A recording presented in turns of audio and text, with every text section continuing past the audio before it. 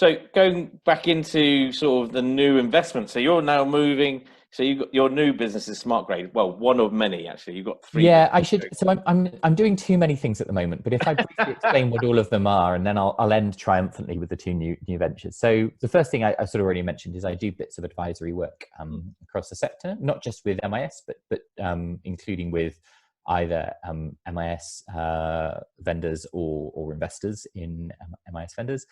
Um, the second thing is I represent a software development agency called Ecury. So we do agency development, can be anything from sort of niche focus tasks to the whole design, build, maintain, support life cycle for education technology products and non-profits as well. But we tend to focus really quite narrowly on this sector because we're good at it.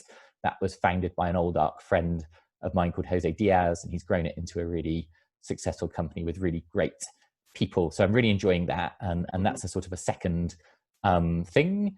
And then there are two businesses, both actually working with Jose, who's the founder of Ecury, like I say. I'll come to SmartGrade last. The sort of the next thing is something called Carousel, which is a formative assessment business. So it's a quizzing tool really for teachers where they can upload a whole curriculum of questions and then use our tool to create sort of focused quizzes from that question bank. And we're building in sort of self-marking and auto-marking, and then spaced repetition, so the principles of cognitive science, so that actually questions are repeated back to students on a sort of a sensible algorithmic frequency, so that you're really embedding that learning and the knowledge is embedded in the long-term memory, I suppose. Very influenced in creating that by two people. One is Jose, my co-founder, and that Adam Boxer, who has been very influential in bringing cognitive science to education. And really the idea came from him, and he had a sort of a working prototype of this he called the retrieval roulette that we've kind of iterated from. And the second is Daisy Christodoulou, who again used to be part of ARC World with Jose and I, but has written some very influential books about this. And actually it was her book, Teachers versus Tech, which talked about some of these concepts. Round about the time I was also reading things that Adam had written online, that was the reason that business came together. So that's just been new and set up this year. SmartGrade has been going for a bit longer. We've been working on SmartGrade for Jose and I over a year now.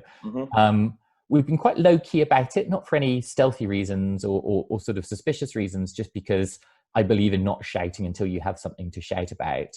But to describe the product, it is a summative assessment platform. So still in the assessment world like Carousel, but from a different angle. And what SmartGrade is doing is helping multi-academy trusts, so it is working with multi-academy trusts, standardize assessments that they write themselves, and also where relevant, even share assessments between multi-academy trusts. And the way I would sort of try and simplify that is, if you've ever tried using assessment tools, whether it's third-party assessment tools or part of the MIS, some of them can be perfectly tidy and simple and easy enough to use. Some of them really aren't, but let's not name names here. I think I know which ones you're talking about. Will allow your watchers to infer for themselves as to which they put into those categories. But even in the best view of the world, those are systems that assume you've put reliable data in, and they can't help you if you haven't.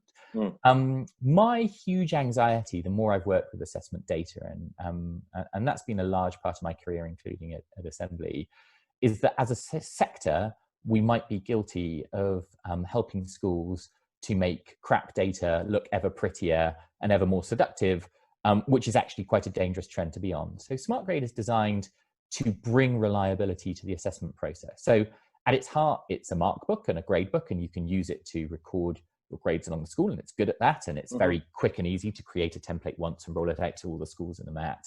But actually where we really excel is we have quality tools built in that will actually look at the grades you've assigned at a question level and run some algorithms to establish the internal consistency of your questions, how reliably those questions have been written. There's lots you can do in terms of assessment theory to evaluate whether an assessment is reliable from its underlying data, and we'll give you back a quality report on that so you can see how well designed your assessment is.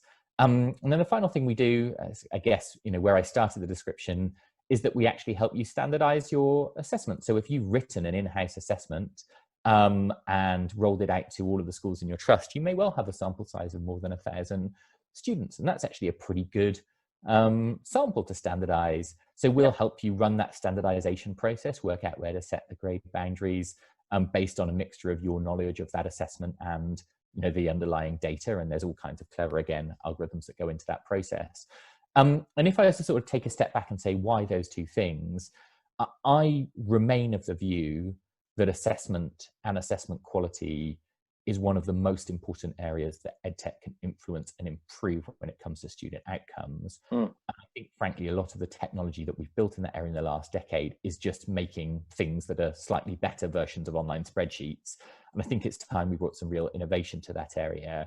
And Carousel innovates with that sort of formative in-class daily process of how you set low-stakes quizzes for your students.